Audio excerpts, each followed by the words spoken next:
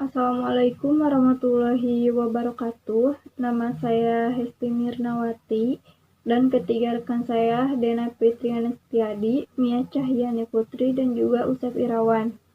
Kami dari kelompok 2 akan menjelaskan tentang analisa biaya, volume, dan laba.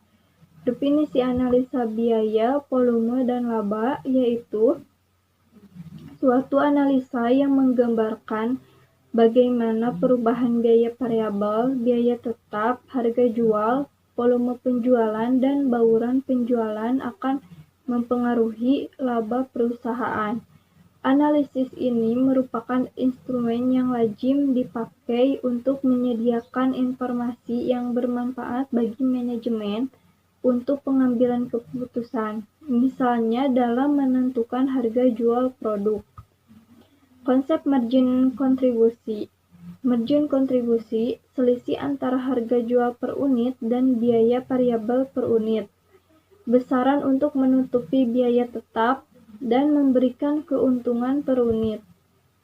Ini adalah contoh contribution margin. Margin kontribusi per unit Rp 100.000 menunjukkan bahwa untuk setiap unit produk yang dibuat akan menyumbang margin kontribusi sebanyak Rp 100.000. Bagaimana jika VCD yang diproduksi hanya 1 unit atau 2 unit? Format perhitungan laba sebelumnya juga berfaedah sebagai alat perencanaan. Format ini memungkinkan perusahaan memproyeksikan keuntungan pada setiap tingkat aktivitas dalam kisaran relevan. Misalnya, perusahaan memproyeksikan tingkat penjualan VCD sebanyak 100.000 unit. Seperti tabelnya seperti ini untuk penjualan VCD sebanyak 1.000 unit. Rasio margin kontribusi. Margin kontribusi dapat dinyatakan dalam suatu persentase dari pendapatan penjualan. Rasio margin kontribusi dengan rumus RMC sama dengan margin kontribusi dibagi dengan penjualan. Semakin tinggi RMC, maka semakin baik. Assalamualaikum warahmatullahi wabarakatuh. Nama saya Mia Cahyani Putri. Selanjutnya saya akan menjelaskan tentang rumus BEP atau break even point. BEP dapat dihitung dengan 2 cara, yaitu yang pertama berdasarkan unit, yaitu titik nilai pokok yang didasarkan pada penjualan produk dalam nilai tertentu. Yang kedua, berdasarkan sales dalam penjualan, yaitu dengan menghitung titik pulang pokok yang dinyatakan dalam jumlah penjualan atau harga penjualan tertentu. Menghitung BEP dapat menggunakan rumus BEP sama dengan FC dibagi P sama dengan VC, di mana P adalah harga jual per unit, V adalah biaya per unit, sedangkan FC adalah biaya tetap. Selanjutnya yaitu tujuan mencari titik impas. Yang pertama, cari tingkat aktivitas di mana penjualan sama dengan biaya. Yang kedua, menunjukkan suatu sasaran volume penjualan minimal yang harus dicapai oleh perusahaan. Yang ketiga, mengawasi kebijakan penentuan harga. Dan yang terakhir, memungkinkan perusahaan mengetahui apakah mereka beroperasi di dekat atau jauh dari titik impas. Selanjutnya, komputasi titik impas. Titik impas dapat dinyatakan secara matematis dengan persamaan penjualan sama dengan biaya. Dari contoh di atas dapat dicari BEP berdasarkan unit, yaitu 250.000 Ki sama dengan 150.000 Ki ditambah 70 juta ditambah 0. 150.000 Ki pindah ke sisi kanan sehingga 250.000 Ki dikurangi 150.000 Ki menjadi 100.000 Ki. Sehingga Ki sama dengan 70 juta dibagi 100.000 menjadi 700 unit VCD. Apabila dinyatakan dalam penjualan menjadi 700 unit dikali Rp250.000, Hasilnya menjadi 175 juta rupiah. Berikut ini adalah pemaparan penghitungan BEP berdasarkan unit dan penghitungan BEP berdasarkan penjualan, di mana unitnya adalah 700 unit PCD, sedangkan hasil penjualannya yaitu 175 juta rupiah. Berikut ini adalah gambar dari grafik BEP yang menggambarkan hubungan antara volume penjualan dengan biaya yang telah dikeluarkan oleh perusahaan serta keuntungannya. Titik impas ditunjukkan dengan pertemuan antara garis pendapatan total dengan garis biaya total. Titik tersebut menunjukkan kondisi impas di mana tidak terjadi kerugian maupun keuntungan, tetapi impas antara modal dengan keuntungan yang diperoleh. Selanjutnya yaitu titik impas multiproduk. Titik impas multiproduk ini untuk perusahaan yang memiliki lebih dari satu jenis produk. Dalam menghitung titik impasnya harus dihitung terlebih dahulu perbandingan antara volume penjualan produk satu dengan produk yang lainnya. Analisis CPV dalam pengaturan produk tunggal cukup mudah untuk diterapkan. Namun pada umumnya perusahaan tidak hanya menjual satu jenis produk saja, tetapi lebih dari itu. Meskipun kompleksitas konseptual dari analisis CPV lebih tinggi dalam situasi multiproduk, namun dalam pengoperasiannya tidak jauh berbeda dari analisis CPV dari produk tunggal. Berikut ini adalah contoh di mana Adnan dan Yuli Corp menawarkan dua jenis mesin potong rambut, di mana ada yang manual dan juga ada yang otomatis. Untuk harga mesin potong rambut tersebut yaitu $400 untuk yang manual dan $800 untuk yang otomatis.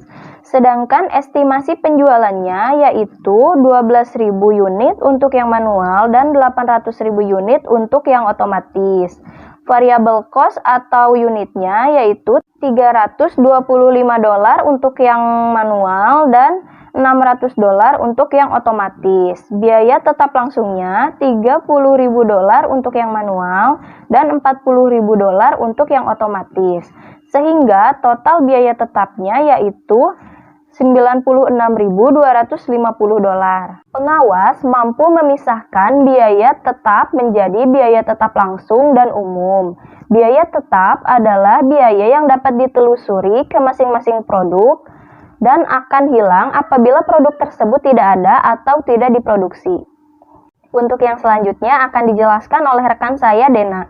Assalamualaikum warahmatullahi wabarakatuh. Nama saya Dena Fitri Nustiadi, NIM 6618002. Di sini saya akan melanjutkan pemaparannya. Di sini ada soal tentang ramalan proyeksi, di mana jumlah penjualan manual otomatis itu akan menghasilkan totalannya. Juga ada jumlah totalan biaya variabelnya, manual dan otomatis akan menghasilkan totalnya. Nah, ketika dari mulai penjualan, total biaya variabel, marginal cost-nya, juga biaya tetap langsung, maka untuk yang manual dan otomatisnya ditambahkan dan hasil penjualannya itu dikurangi biaya total biaya variabel dan dikurangi marginal cost-nya, sehingga menghasilkan margin produk yaitu sebesar Rp180.000 dan dikurangi biaya tetap umumnya sebesar Rp26.250.000, maka akan menghasilkan laba operasi. Laba operasi didapat dari marginal produk dikurangi biaya tetap umum. Nah, untuk pemilik Adnan dan Yuli ini ingin mencari tahu seberapa banyak masing-masing model yang harus terjual untuk mencapai titik BEP. Nah, yang dikembangkannya itu dengan melakukan persamaan CVP untuk produk tunggalnya. BEP manualnya yaitu biaya tetap dibagi cost margin yaitu 30.000 dibagi 75, maka menghasilkan 400 unit, dan BEP otomatisnya yaitu biaya tetap dibagi cost margin yaitu 40.000 dibagi 200 unit, maka menghasilkan 200 unit juga. Namun perhitungan ini hanya menutup biaya langsung saja sebesar 70.000, sehingga dengan komposisi 400 unit untuk manual dan 200 unit yang otomatis menghasilkan kerugian 26.250, yaitu sebesar biaya tetap umumnya. Nah, buktinya yaitu penjualan manual yaitu 400 dikali 400 menghasilkan 160.000, dan otomatisnya 200 unit dikali 800 menghasilkan 160.000 rupiah. Maka kalau ditotalkan itu 320.000 rupiah. Untuk biaya variabelnya yaitu 400 dikali 325.000 rupiah, totalnya 130.000. Itu untuk yang manual, dan untuk yang otomatisnya 200 dikali 600 120.000 rupiah. Kalau ditotalkan yaitu 250.000 rupiah. Nah, dan untuk kontribusi marginnya kan sudah jelas tadi 70.000 rupiah, maka biaya tetap totalnya yaitu 96.250, dan untuk kerugiannya yaitu 26.250. Nah, margin of safety atau MOS yaitu kelebihan penjualan yang dianggarkan di atas volume penjualan impas, yaitu seberapa banyak penjualan boleh turun sebelum perusahaan menderita kerugian atau bangkrut. Nah, ini menunjukkan tingkat risiko mendapatkan kerugian jika terjadi kenaikan titik impas akibat suatu kondisi. Ada di sini rumus MOS, yaitu MOS sama dengan penjualan dikali dianggarkan dikurangi BEP. Presentasi MOS yaitu MOS dibagi penjualan. Jika dimisalkan perusahaan menganggarkan penjualan 800 unit PCD, maka MOS-nya 200 juta dikurangi 175 juta, maka totalnya 25 juta. Nah, untuk ini ada perbandingannya yaitu PT Oki dan PT Mahardika. Penjualannya sama 100%, namun biaya variabelnya beda. Untuk PT Oki 75% dan untuk PT Mahardika 50%. Margin kontribusinya untuk PT Oki yaitu 25% dan untuk PT Mahardika 50%. Itu untuk biaya tetap.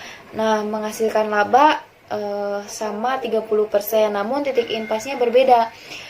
Untuk PT Oki 25% dan untuk PT Mahardika 50%. Margin penanganan MOS-nya yaitu penjualan dikurangi BEP. Jadi penjualan dikurangi BEP yaitu untuk PT Oki 120.000 rupiah dan untuk PT Mahardika hanya 60.000 rupiah. Maka menghasilkan presentasi MOS-nya untuk PT Oki 20% dan untuk PT Mahardika 10%.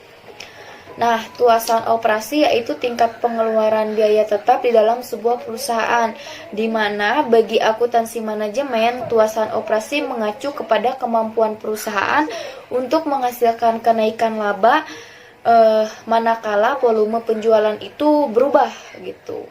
Jadi kalau misalnya penjualan berubah, tuasan operasi itu bisa mengalami kenaikan laba ya. Nah, ini contoh kasus tuasan operasinya, yaitu ada dari PT Oki dan PT Mahardika, di mana penjualannya itu 400.000 sama, namun biaya variabelnya itu berbeda.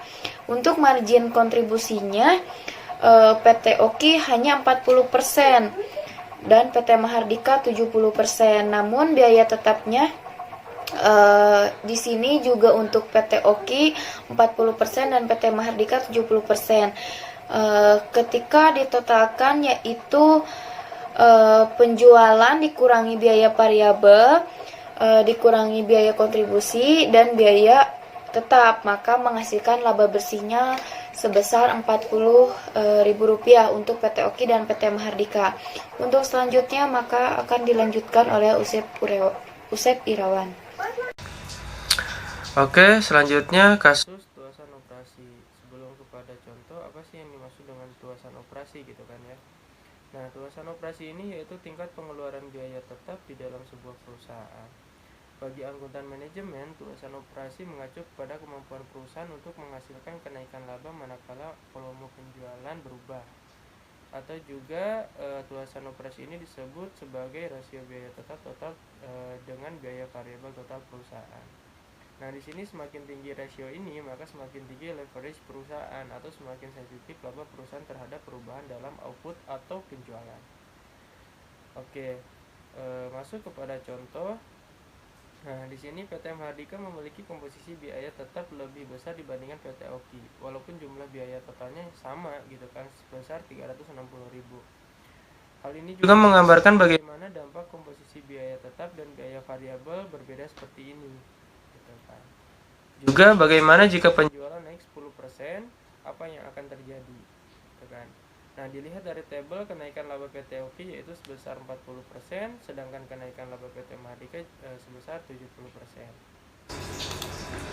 Nah, kesimpulannya yaitu perusahaan dengan tuasan operasi tinggi atau komposisi biaya tetap lebih besar dari komposisi biaya variabel itu akan sangat peka terhadap perubahan laba akibat adanya perubahan volume penjualan. Nah, di PT Mahardika punya tuasan operasi yang lebih besar, perubahan laba besar akibat perubahan volume penjualan yaitu sebesar 10%. Oke, di sini juga saya akan menjelaskan mengenai faktor tuasan operasi. Nah, apa sih yang dimaksud dengan faktor tuasan operasi? Faktor tuasan operasi ini yaitu suatu ukuran pada tingkat penjualan tertentu seberapa besar persentase perubahan volume penjualan akan mempengaruhi laba. Ya jelas gitu kan, volume mempengaruhi laba gitu kan. Nah, di mana manajemen berminat dalam pengukuran ini untuk menentukan seberapa sensitif laba terhadap perubahan penjualan. Ya intinya sih perusahaan tidak mau rugi ya gitu kan.